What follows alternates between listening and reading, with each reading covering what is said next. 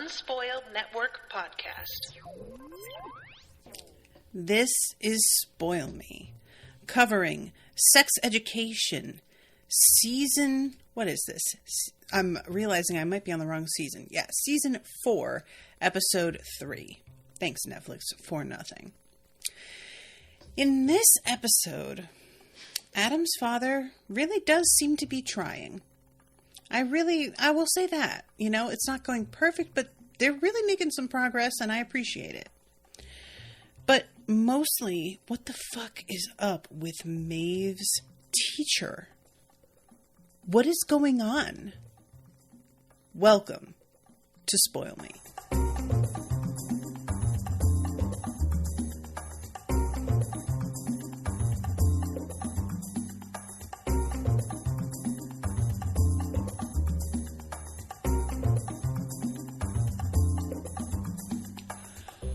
Welcome to the show, everyone. I am Natasha.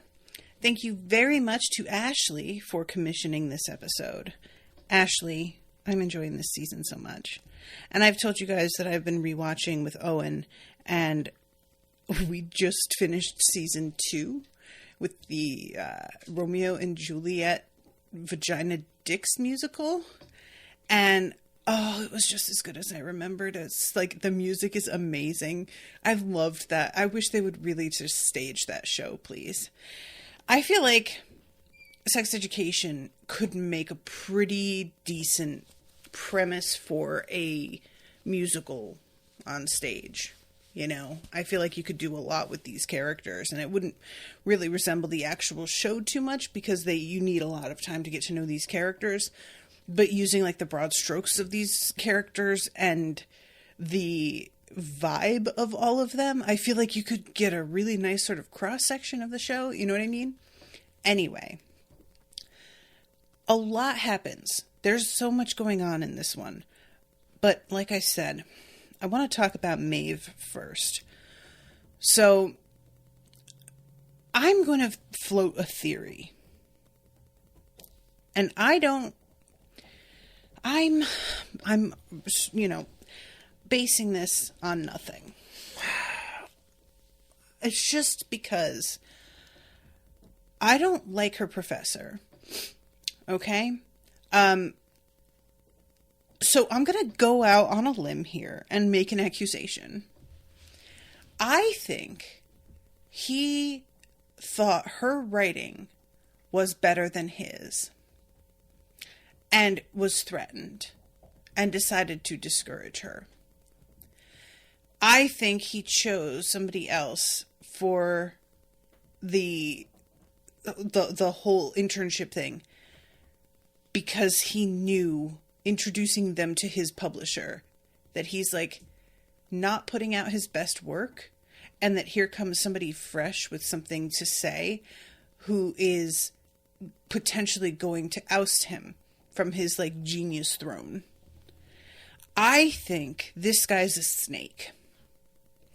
And again, don't have a lot to base this on. All I've got is the fact that her roommate loved her piece and his taste seems reliable. She seems to trust him. And the fact that he responded well to her liking his older work, and there's a real sense for me in him like believing what she said in terms of the fact that like he wasn't as self-conscious and he doesn't really know how to regain that perspective again. You know, once you grow self-conscious, once you get in, like, it can be very hard to connect with the sort of unadulterated version of your work that you used to, like, I've had this myself with visual art. I used to be a lot more open. I'm sorry if you guys can hear stuff. I'm like cleaning my glasses because I could barely even see the screen. I was outside playing with Pippin and it's raining, and so they were just spattered all to hell. But I have trouble letting go of rendering things purely in the most accurate physical representation, which isn't really like the essence of what art should be. And I used to be a lot more like free with the way that I would depict things. And I've lost that. And it's really difficult to know how to like go back to a place where you're coming at from your gut instead of your head.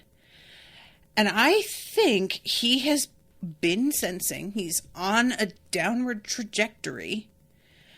And the fact that she could see that that writing was his best means she and he have a similar approach, right? Like they are coming from a similar place, which one could say means that you are collaborating or that you are colleagues. But in his mind, I really see him as a diva and that he wants to be the only one.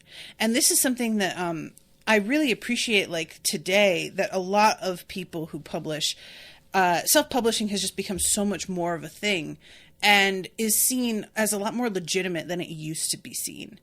And I really appreciate that a lot of authors today are like, you shouldn't see other writers as your competition. They are other business. Like, they will also read your book.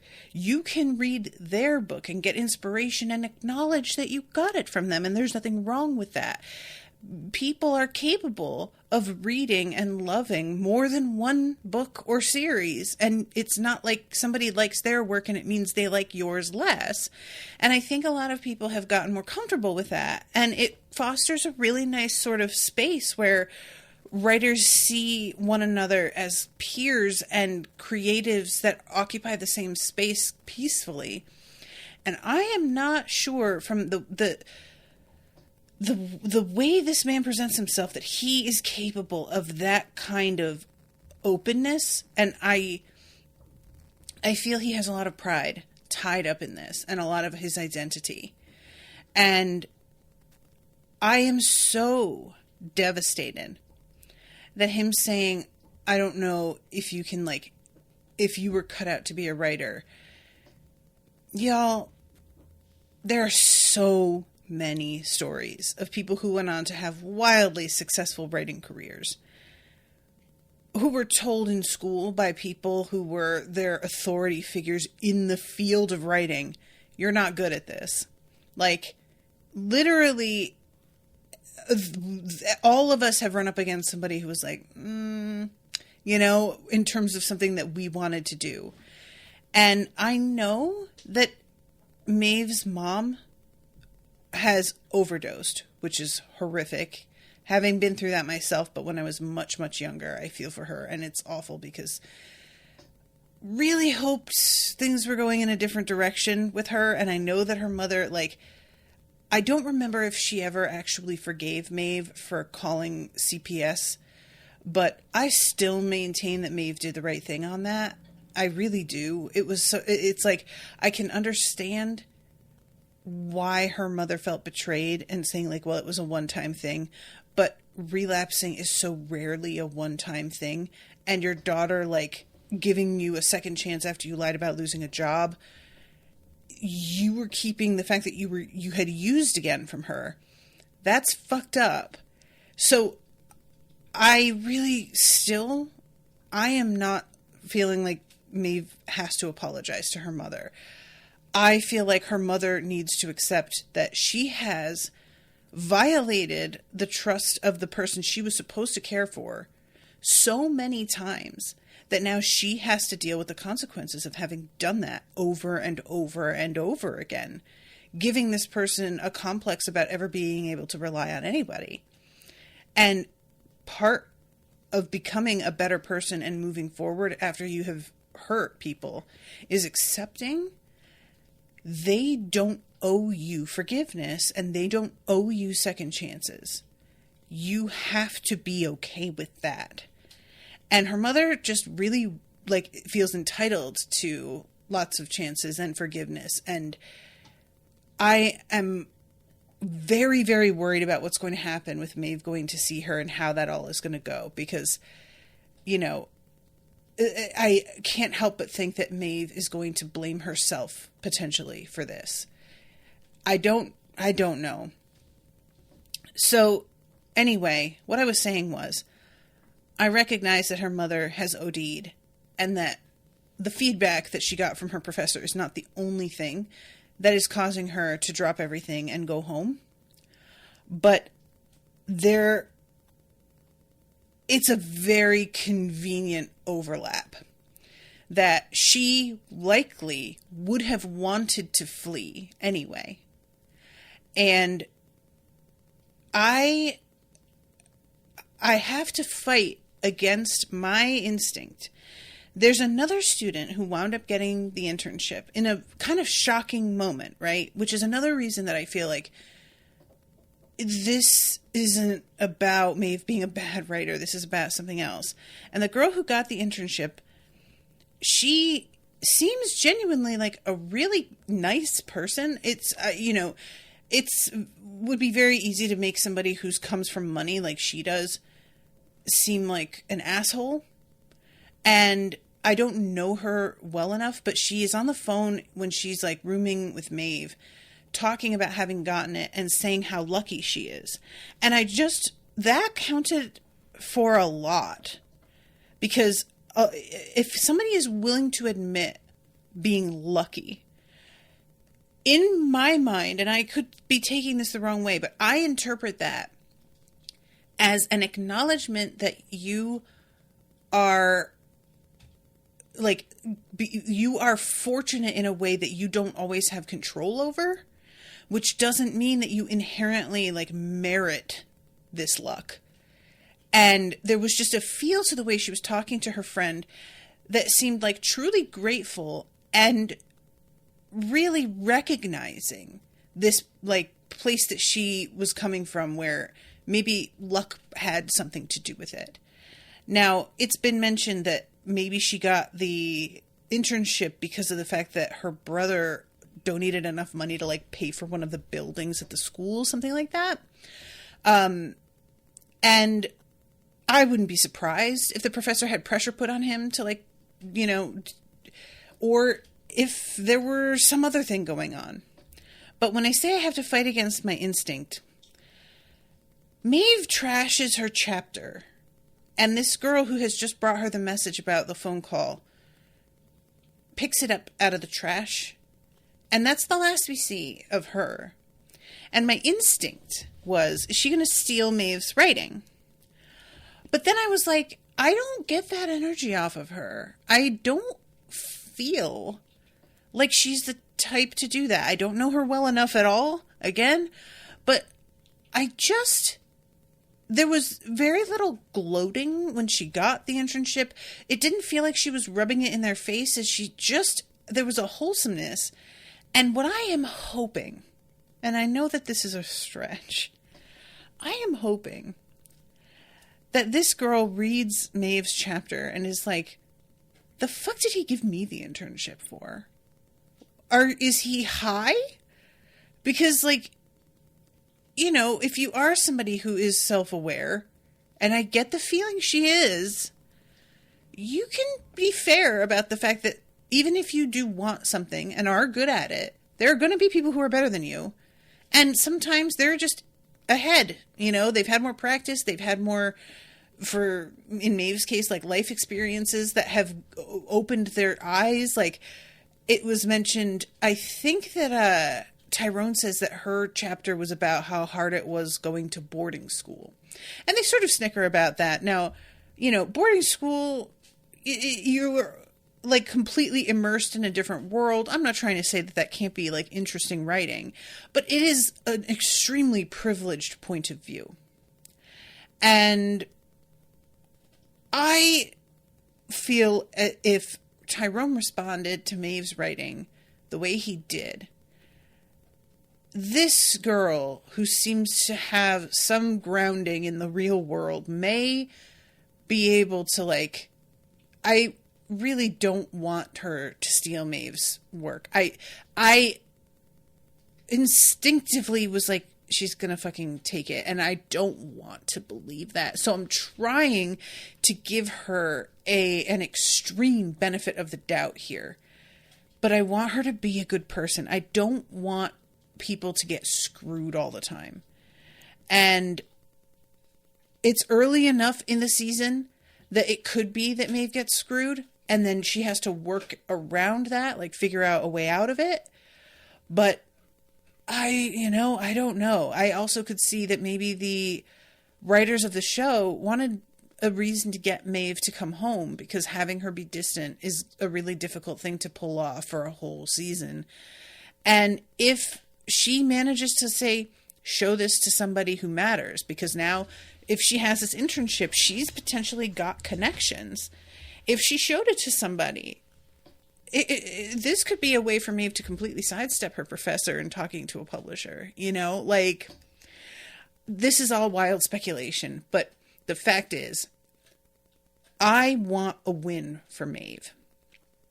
It just feels like everything has always the timing has been off over and over. And of course, that's the nature of a show like this to a degree. Things can't just work out, because then what, But I just really want a win for her. It's the same thing as with Adam. Watching these earlier seasons and the way that Adam gets screwed over and over again, you guys, with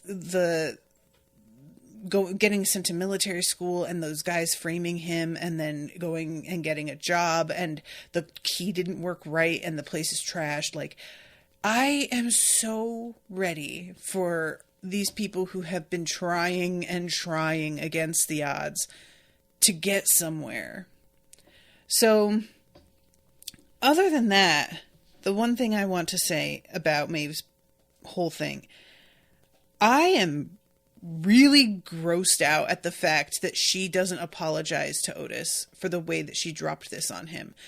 She expects him to apologize, and never even considers that maybe the fact that he had just told her how afraid he was of this, and her saying it so casually as if it shouldn't be a big deal, was incredibly insensitive. And it bothers me. It makes me feel like the writers don't see it.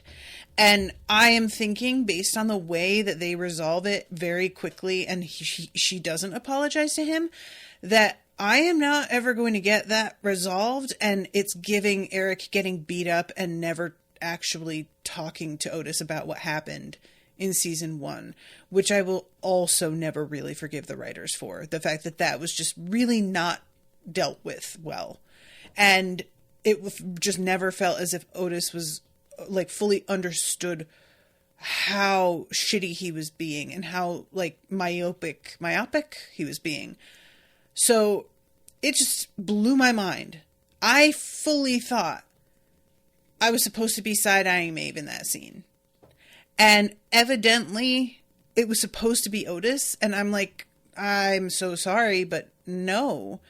He can be happy for her after he has his moment of panic that he had already opened up and gotten vulnerable, admitting he had this deep fear. Why is it that he is supposed to completely you know what I'm saying? I don't know. I feel it's not even like she told him, I got the internship, and he wasn't happy for her. She told him, I think I could be in line to get it, a serious contender. That if she had told him I got it, and he reacted in a shitty way, I feel like that would be very different. She had been acknowledged. She was moving forward with her dreams, and that would be something that was decided, and she was looking for congratulations. But this is her sharing with him, I think I may have a shot. And we're still in the stages of uncertainty, and I feel like that's a very fair time for him to express his concerns. So anyway, like I said, they make up. He immediately apologizes to her. There are bigger fish to fry at this point, because she's flying home and her mother is potentially dying. So I get that we're not dwelling on this, but I just felt a bit of a fucking way about it. So that's the deal with Maeve. Now I want to talk about Eric. Eric's his thing this episode was really, it was one of those things that's like beautiful to watch, but also it is fraught. And for those who don't know, I'm covering One Piece for Spoil Me as well. It has been commissioned. And there's a point in the show when queerness is being hugely embraced by the plot and celebrated in a way that at first I sort of was like, is this in bad faith? And then I quickly realized, like, no, it's not. And it was so lovely that this particular character who had gotten a lot of shit felt like he had finally found his people. And it was truly, like, moving. And I got that same energy here with Eric and these new friends that he's made. I appreciate that these people are not being, like, shitty about Otis. They're not kind of going, why are you even friends? You could take it that way if you wanted to be sort of shitty about it, but I don't feel like that's the intention behind the way they were talking to him. But they're all very likable and they're all warm and friendly and just really embracing him. And he eventually gets to a point where he tells Otis not to come with him to this mixer. And Otis is clearly hurt by it. But I had a really difficult time with, like, what to do with this. Because I completely understand not wanting to have to, like, chaperone your straight friend at a queer night. Not wanting to feel like Eric wanted somebody to help him decide on an outfit. Otis truly didn't get why he would be planning it so far ahead of time. And Otis, like, dressed up some. Like, it's not like he didn't put any effort in. You know, he really was, like, attempting to do something, like, a little flashy and fun. So it's not like he wasn't in the spirit of the thing. But he just didn't quite get what Eric was about with it, you know? And then Eric gets invited to this, like, amazing home of somebody who is openly queer and trans and has a lovely community of queer friends who they're all very, like, bright and flashy and loud with their clothing and totally understand the look that Eric is going for, have clothing, in fact, that he could borrow, and just get it. And there is something about being seen on that sort of level that, as a person who also is a lot when it comes to, like, fashion and my personality, is so hard to quantify. And, you know, it's sort of like the difference between so you have the point that I'm really getting to is that it's okay to have different friends who sort of do different things as friends in your life. Not everybody is going to play the kind of role that you can pick them up and put them down anywhere. That is not to say that if you can only be friends with somebody in this context and not in another, that's a good thing. There should be, like, some support still, even in something that they're not totally comfortable in. But what I'm thinking about when I'm talking this way is, like, so, for example,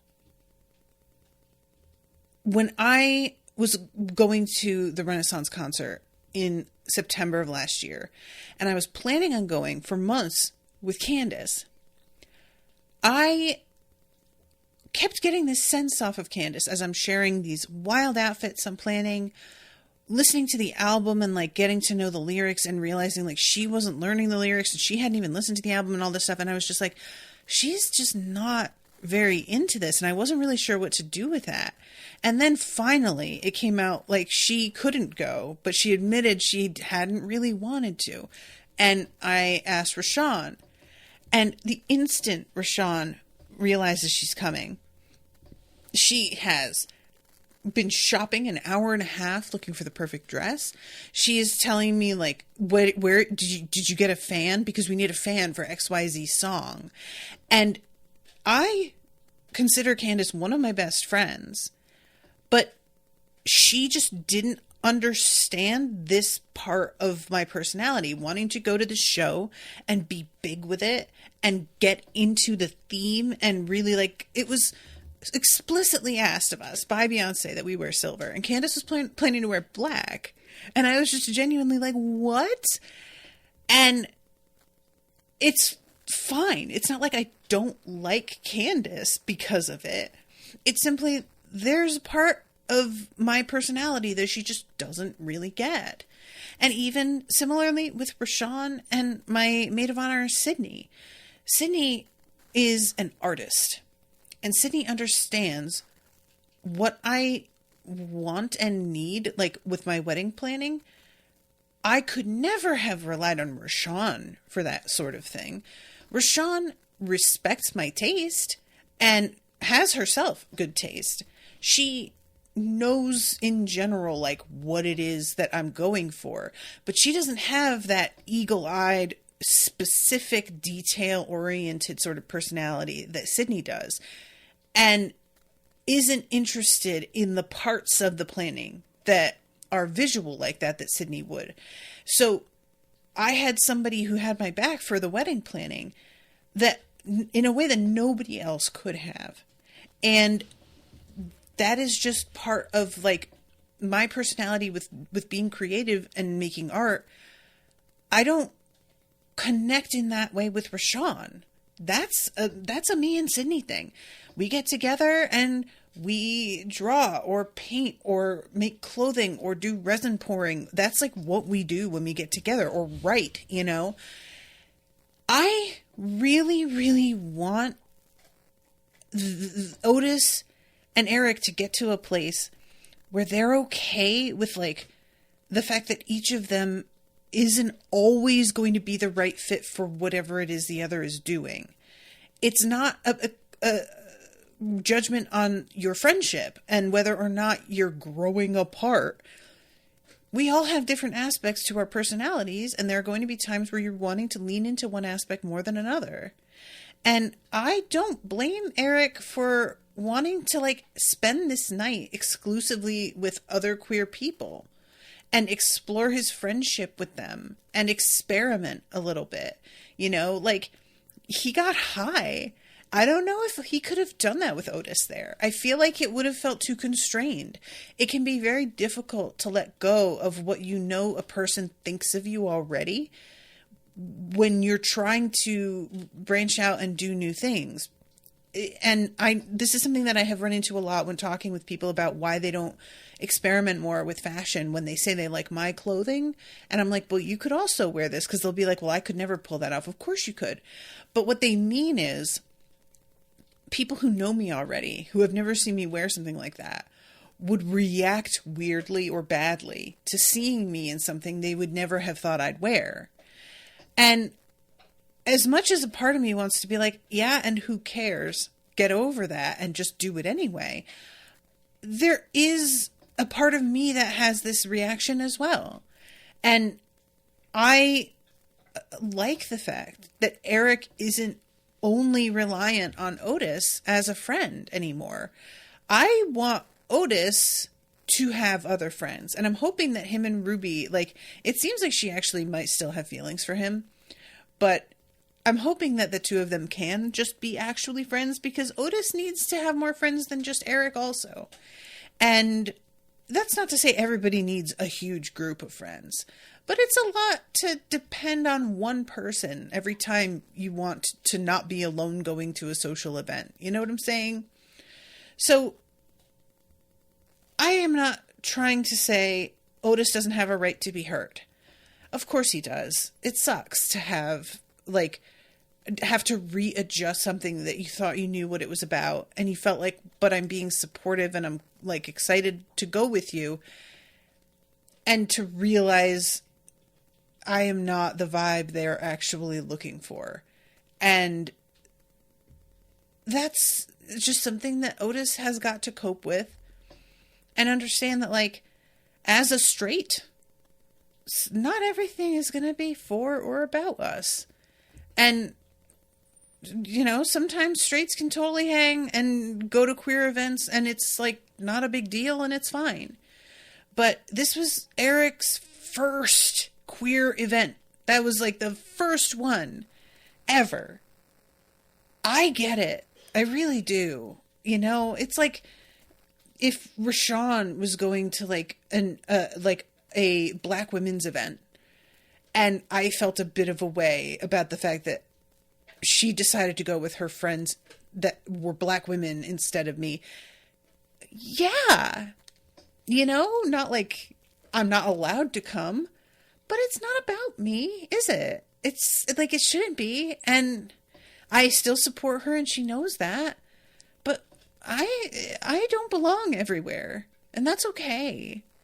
You know? So anyway, just wanted to talk about that because, like, Eric, especially after, like, in season 1 when he dates Raheem for a little while, and you see how sort of conservative he behaves around Raheem and around his family for a bit before he, like, lets himself out of his shell a lot more.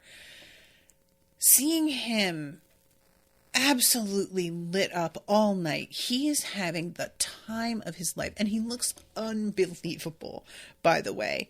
I couldn't believe, like, this. He just fucking looks so good.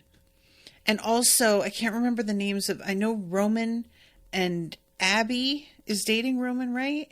And then, what's the name, the Black girl's name? Her eye makeup. Oh my fucking God. She was so beautiful. I know I went on and on about how pretty she was from episode 1, but, like, seriously. Ugh. But yeah, I really just don't want to make Eric dial it down or back at all. And I can't help but feel I said Owen because it's my husband's name. If Otis were there, he would have felt observed and he would have dialed back a little bit. I don't know. I may be wrong about that. I don't know. So there's an interesting thing where he eventually runs into a guy who goes to his church, and they hook up in the bathroom. I think it's just blowjobs.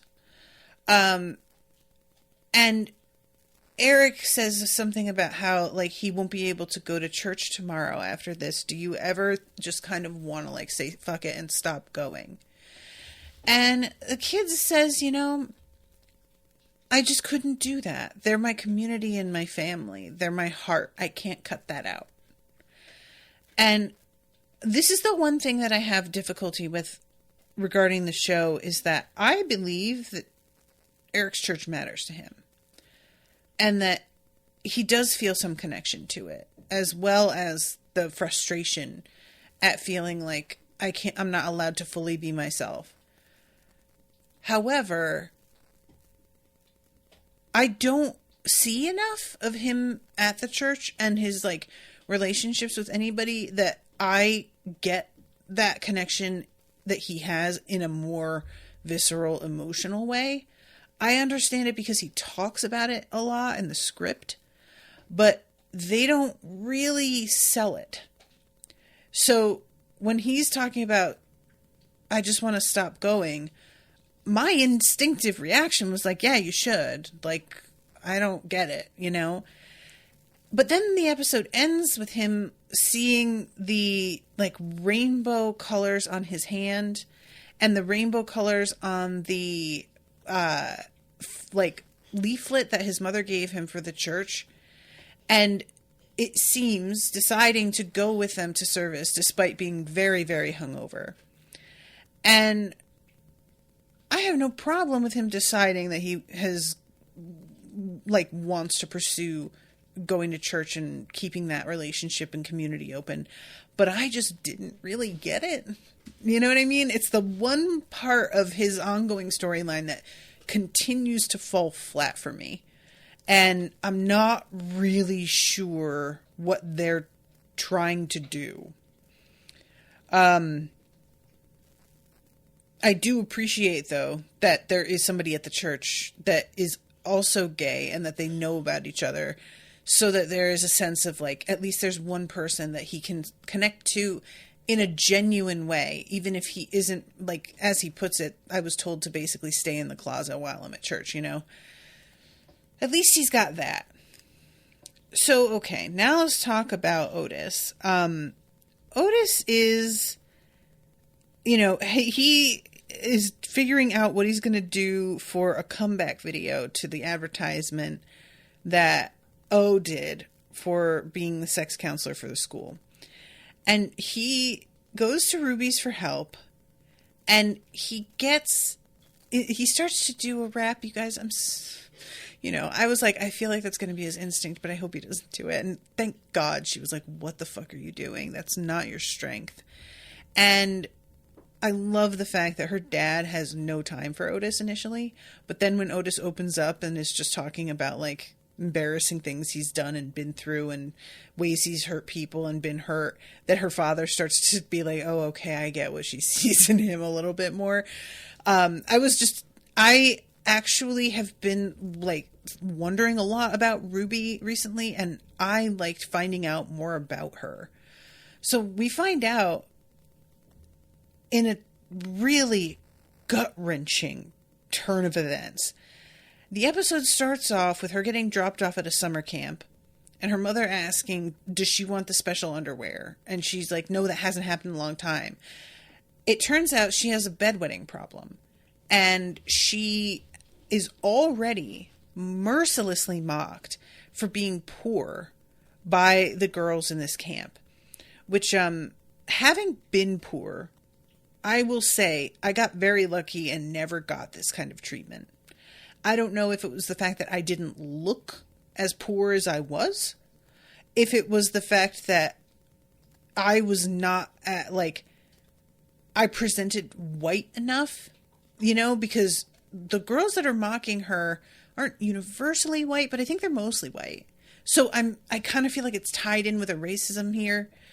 But I haven't experienced this, and the fact that I have no doubt at all that this actually happens grosses me out so deeply. And she meets this girl who's Asian, and I was not getting that this was O at first, who is very friendly and kind of like, making fun of how shitty the other girls are with her.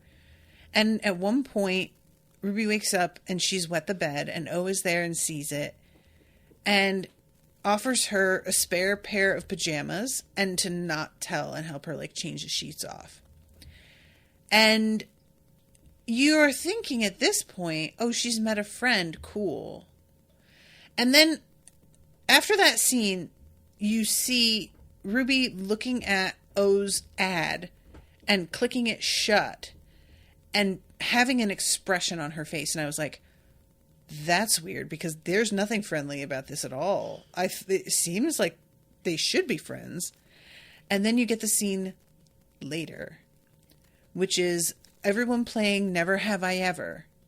And O basically, after having pretended she wouldn't say anything under the pressure of the other cool girls, completely throws Ruby under the bus and makes fun of her for peeing the bed, tells everybody that it happened, and they chant it at her and film it and post it. The level of humiliation there is really hard for me to wrap my head around. I have been made fun of.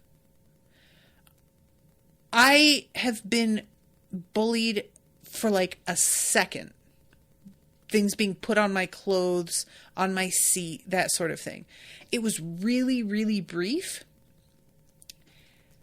I it like still haunts me, those little things. This level is, it's crushing. Like, the thought of it gives me such anxiety, just in theory. Anyone who has gone through this, I don't know how you come out the other side of it. There's really, like, no choice unless, you know what I mean? Like, but the fact that Ruby has turned into such a cunt in so many ways makes complete sense. This is not some light bullying and you decided to, like, you know, sort of put a wall up. You got betrayed and traumatized, and so you decided to in turn be vicious to protect yourself after it had happened repeatedly, and you thought you'd made a friend and they fucking did, like, threw you out too. Yeah, this fucking tallies. To me, this makes a lot of sense. And I really appreciate the insight into who she is. I also think that, you know, when Otis is talking to her about, like, if everybody knew O had done this to you, nobody would vote for her. And she's like, that is not how I want to win. I just think it's rich that she can walk around talking about kindness and acting like she doesn't know who I am. And that was the key, because I hadn't really considered that part. There's no indication for me that O notices her at all. I can't remember if there's a scene where Ruby's looking at O and I'm supposed to realize something is being, like, realized in that moment. It probably was there and I just didn't really clock its importance. But it's one thing to not explicitly apologize for some, like, terrible bullying you did, because a lot of people have trouble acknowledging the specific terrible wrongs that they have committed when they were much younger. They would rather try and be nice enough in the present that you choose to forget about it without them ever having to really mention what they did. That's the usual MO. But if O is pretending she doesn't even know who Ruby is, that's a whole other level of deciding to, like, not take responsibility. And that's so gross. Like, truly despicable, honestly. And I like the fact, honestly, I say I like it. I was going to say I like that Ruby doesn't want to win that way, but it would be just another whole humiliation for Ruby to explain what happened, because she doesn't want to fucking let everybody know about that again. They could just weaponize it again. Why would you do that? So I shouldn't really be giving her credit when it's mostly probably about protecting herself again. But if Otis does anything to violate Ruby's trust by putting this story out there again, I will literally never forgive him. I hope to God what Ruby said and the fact that the level of trauma that it was, like, that she had clearly gone through from this, that he has the sensitivity to realize what a completely off limits move that would be. Just saying it now, guys. If that is a plot point, I really hope y'all are prepared for me to just never, ever even talk about Otis's plot lines ever again for the rest of the show, because I couldn't do it. That would just be too much. So he does this, like, video where he just explains about himself, and it seems to, like, go over pretty well. Like I said, Ruby's father seems moved, but it is what leads Eric and his friends, like, they see it and they comment about how different Otis seems to you. And they also talk about how straight people can be very basic and they don't really get it. True. You know, I feel like, at least in terms of my being sort of loud and openly myself and a flashy dresser who gets, like, very into the joyful energy of things, in that sense I get it, but I'm not queer, so I'm not trying to pretend that that's the same thing, you know. And I love, at one point the girl says, like, it's so much emotional labor, and, you know, like, I'm sure that's true. I do like, too, though, that Abby is like, hey, guys, be nice. That's still Eric's friend. Like he just said, they've been friends forever. And, again, just keeping them from turning into, like, the mean gays, you know? They are still trying to be sensitive and careful. So, I briefly will touch on Cal. Because Cal has, like, moment of looking at the invitation, or I guess it's not really, it's just like an online like event flyer or something, and deciding whether or not they want to go to this thing. And they show up. I'm just going to have to like look up the name of this character because it's going to drive me crazy that I can't remember. But she spots Cal. And because Cal had been like, it looked like she was looked like they were pretty close to turning around and leaving. And she walks up and is like, you know me, I'll look after you. Like, come on in. And there's a bit of chemistry between the two of them on the dance floor. It's really difficult to tell for me whether or not Cal is like genuinely into her, or if Cal is just horny enough right now that anybody that is hot and close physically would be doing the job. You know what I'm saying? I wasn't totally sure. They definitely like have a chemistry and a moment together. But it just wasn't, I couldn't decide. And at one point, Cal turns their head and she reaches forward and turns Cal's face up, and it looks very much for a second like she's going to kiss Cal. And then she reminds Cal, I need to be able to see your lips. I can't tell what you're saying because it's very loud in there. I think that we also see that she's taken like the earpiece out of her ear because probably like with the music and everything, likely it makes the hearing aid like go completely bonkers. But Cal just says, I thought you were going to kiss me. And there's a real sort of like leaning forward, like, so are you gonna or no? And then her partner walks up and she introduces them to Cal, and Cal kind of like does a little bit of a freak out, like, oh, I gotta go and get some air. But I'm looking for them in the cast. I see Roman. I see Abby. I don't see the beautiful black girl. Where is she? What the fuck? I see Vivian is here. I don't know where she is. But the way that she reacted when Cal said, I thought you were going to kiss me, wasn't the reaction of somebody who's like telling a person, please back off. I have a partner. I'm not interested. She didn't pull away. And I sort of was like, I wonder if she's polyamorous potentially. Maybe she would be willing to have more than one partner, and was sort of like floating things with Cal. Cal assumed, like most people would, that she's monogamous when she introduces her partner, feels embarrassed, and backs off. But maybe that's not the actual situation. So I'm kind of like keeping an eye on that and to see where we go, because I really am rooting for a little something to pop up between the two of them.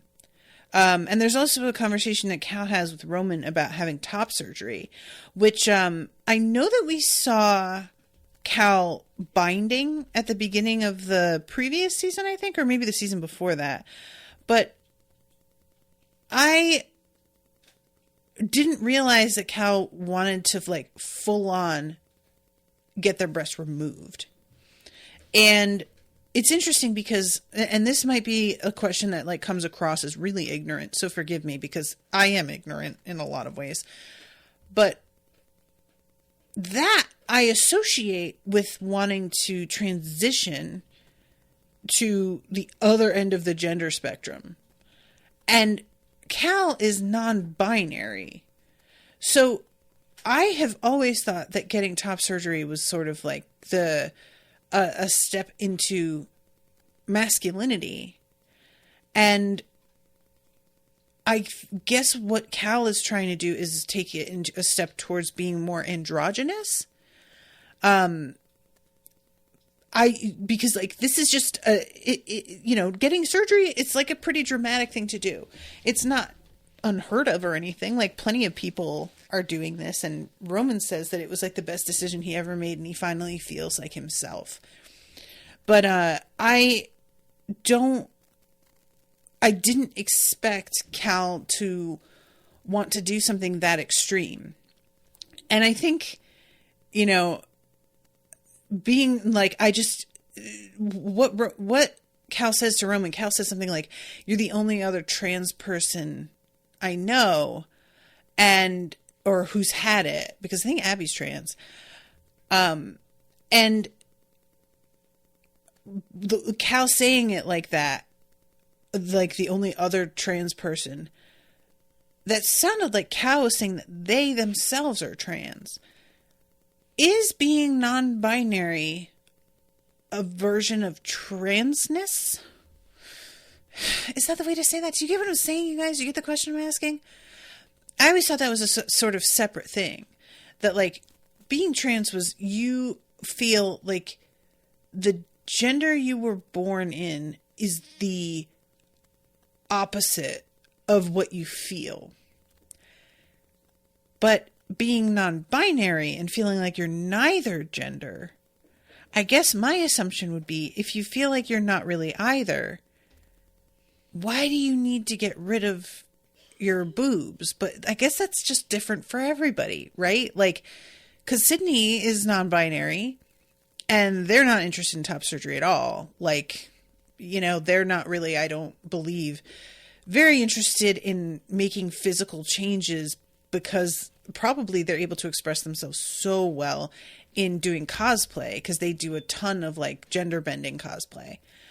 So maybe they just don't feel like it's something that they are concerned with. But I'm just like really curious about people's experiences with this. And I really hope that I'm being clear in that I'm not passing judgment on Cal's decision at all. Cal has every right to do whatever the fuck they want to do. But I had like a sort of binary idea, I think, of what being trans even meant. And it just goes to show how stuck in the fucking binary us cis straights are a lot of the time. Like, it's really hard to break out of this fucking prison. Ms. T says, "Yeah, I think I underestimated Cal's dysphoria too. Cal made me think you can be trans and non-binary, maybe. Cal just wants to get top surgery and take T. Doesn't mean they want to be he. It's cool to see more ideas of different trans people." Yeah, and Ms. T, you read the Mage Errant series, right? And there's a character in Mage Errant who I really appreciated, who is non-binary, but like has a full beard and like big muscles. And so often being non-binary is presented as very androgynous, leaning towards presenting like a feminine male. And there being an extremely burly, hyper masculine looking non-binary person was kind of a nice change too. So yeah, that's like there's just such a wide variety of things, and I just very much get stuck in like the one idea of a thing that I have. So anyway, that's what's going on with Cal.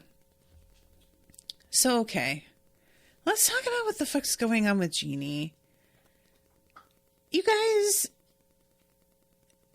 she's in such a bad place. It is hard to watch.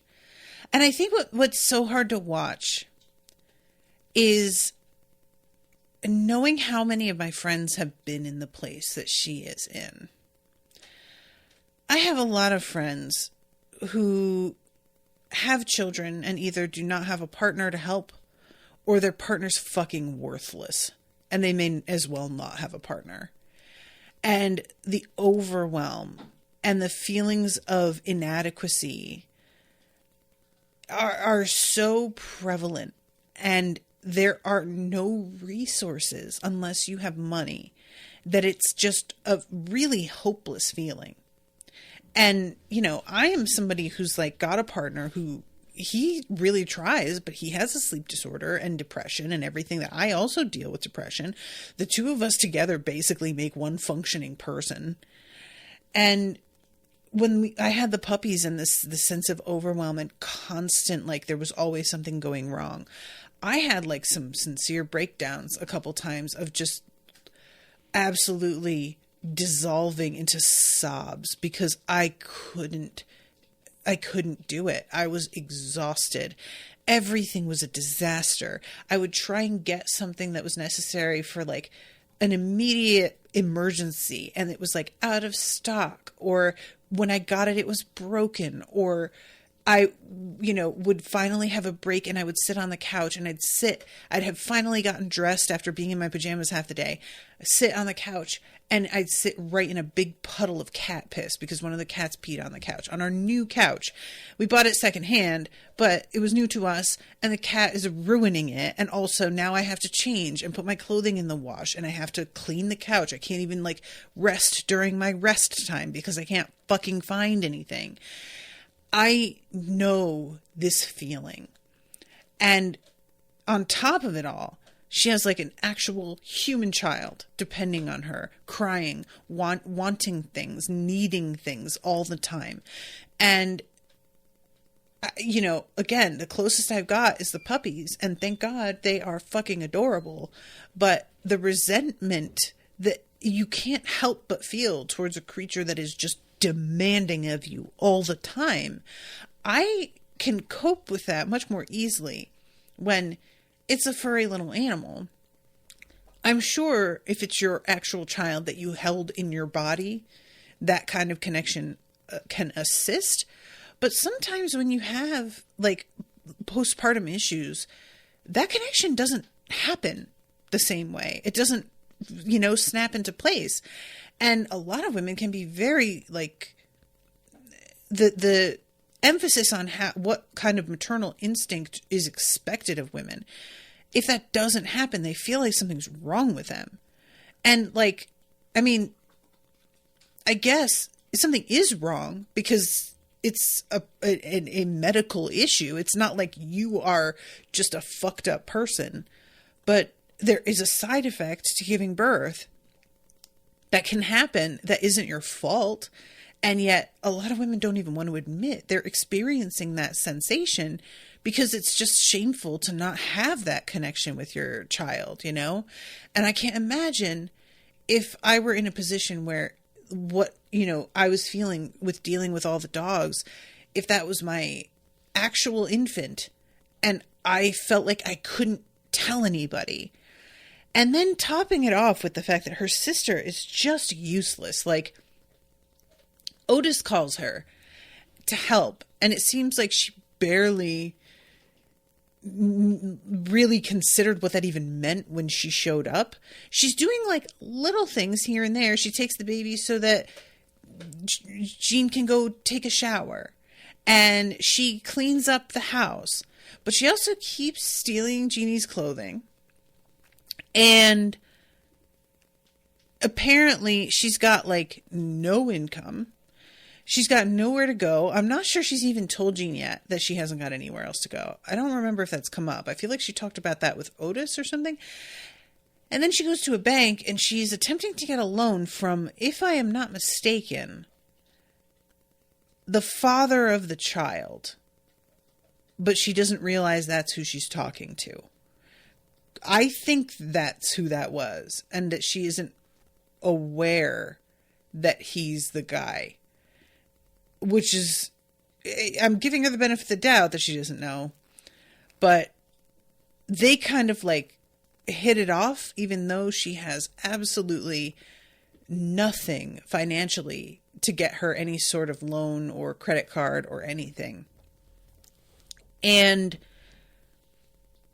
I am really worried about her, like, dating and bringing this guy to the door and what happens when he finds out, because I feel like, correct me if I'm wrong, guys, Jean said explicitly that Jakob isn't the father, right?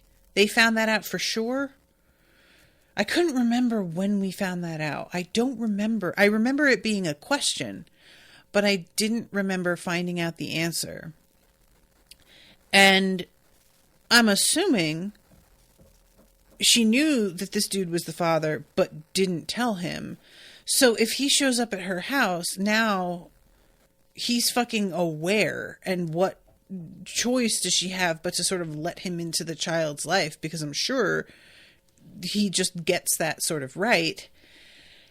I am having very mixed feelings about it, because, like, Jean is not good about letting people into her life. This is not something that she wanted or would have allowed. And yet she clearly desperately needs help. And if this dude, who seems to be doing okay financially, you know, he's got a job, he knows his stuff, if he can, like, help, I want him to. You know, I don't know. And I felt so bad, like, Otis is in and out of the house, and he's got his own life, and she's really trying to respect that. But she needs him. And it's not fair that she needs him. It's always, to me, unfair when parents make their kids look after their, like, brothers and sisters. I understand how, like, necessary that is, but I've always just felt like that just sucks and doesn't seem fair to me. So I feel like Jean kind of has the same mindset, and she doesn't want to ask Otis to do too much and rob him of his own social life. And she goes to this, like, class that's absolutely cloying. And you're supposed to go around, tell them how old your baby is and their name and an interesting fact about yourself. And poor Jean does that thing. I think we've always, like, I'm actually, despite oversharing on the podcast, I am very good about not doing this sort of thing in, like, strange spaces with strangers. But, I have seen people do this where they just, like, pour out their heart and soul in a completely inappropriate setting. It is always the most, like, horribly awkward thing. I never know what to do. And the way that the leader of the group seems to, like, very pointedly give Jean a look after the next lady goes, as if to say, that was more what I was looking for. I just wanted to be like, you know, lady, I think Jean gets it. You don't need to be a fucking snot about it. This woman's going through some shit. Okay, maybe she overshared here, and maybe she should go to talk to a therapist. Granted. I think she is, though, isn't she? Regardless, I don't think she needed to lay that extra bit of snark on there. That's all I'm saying. And I'm over time, but I just lastly have to talk about Adam. It's a brief thing, but he's learning how to drive. His dad doesn't teach him how to brake, which really is the first thing that you should be taught, because come on. And he drives into a post because he doesn't know how to brake. And he starts to just get up and leave the car and be like, this is stupid. And his father instantly gets out and says, you're right, I didn't teach you. It's my fault. I'm sorry. And I love Adam's response being, why do you keep apologizing? It's freaking me out. And his dad says, I'm going to, like, a therapy thing about how to be a better man. And I'm really trying. And you can see Adam, like, he knows all about just trying to not be the shithead you used to be. And I really like that he comes back and they have a conversation. And my mom and dad got into one of the worst fights they've ever had when he was trying to teach her how to drive stick. It's one of those situations. People's tensions are up, you know? And they wind up having a little bit of a heart-to-heart where his dad is like, I thought I was gay for like a week when I was 15. And then when Adam is like, I'm not gay, by the way, I'm bisexual, he says, they say that Alexander the Great was probably bisexual, which is so funny because that is like the exact thing that like people who are trying to be okay with gays say. All like that's one of the go-to lines, and I don't know why. I remember like being told that multiple times by people as if they were trying to be like, so if he was gay and it was fine, then it should be fine. What are you doing? And he gets a text and this woman asks if he wants to go to dinner, and he's not getting that she's very clearly flirting. And Adam has to explain it. Like, she gave you a winky face emoji, Dad. And it's unclear if he's going to go, but Adam tells his mom about it later. And although she says, I'm glad he's moving on, she's got a look on her face. And I'll tell you what, I am not against her and her husband giving it more of a shot. If he seems to genuinely be attempting to be better, but I think there needs to be more time between. Just saying. I think that attempting to get back together with somebody that you broke up with, when the two of you have really, neither of you made like any effort towards improving as people and understanding what went wrong, that's just a recipe for disaster. And a lot of people do it because they just mistake the fact that time has passed for progression in their personality. Those are not the same thing. Just because you're older does not mean you're wiser or better. But I feel like he's really getting a lot of like where he has fucked up. So we shall see, I suppose. I'm really curious about if he goes on this date with this woman. I think that it would be healthy for him to date other people, even if he were to eventually get back together with his wife. But I just can't imagine him on a date. He's so fucking uptight, you know? So anyway, okay, I believe that's everybody. If it's not, too bad, I'm over time. But I really, really, really like this episode. And I am desperate to find out what happens with Maeve's paper. So thank you guys again so much. Thank you, Ashleigh, for commissioning this. And until next time, toodaloo, motherfuckers.